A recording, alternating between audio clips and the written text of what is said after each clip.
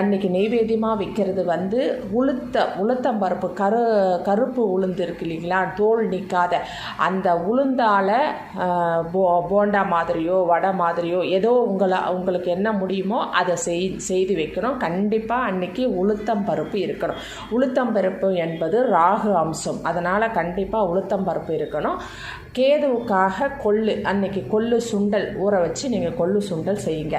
இதை நீங்கள் வீட்டில் இருக்கிறவங்க சாப்பிட்றது இல்லாத உங்களுக்கு தெரிஞ்சவங்களுக்கு யாருக்காவது 2 பேருக்கு நீங்கள் அருகில் இருக்கிற கோவில் போகும்போது இதை நீங்கள் பிரசாதமாக அவர்களுக்கு கொடுத்தால் ராகு கேது தோஷம் என்பது உங்களை விட்டு ராகு கேது தோஷம் விலக ஆரம்பிக்கும். அதனால் கண்டிப்பாக இதை செய்யுங்க. 2வது மஞ்சள் குங்குமம் தாலி சரடு அந்த மாதிரி தாம்பலம் ஏதாவது ஒரு சுமங்கலிக்கு ஒருத்தருக்கோ இல்லை 3 பேருக்கோ 5 பேருக்கோ 9 பேருக்கோ உங்களுக்கு வசதி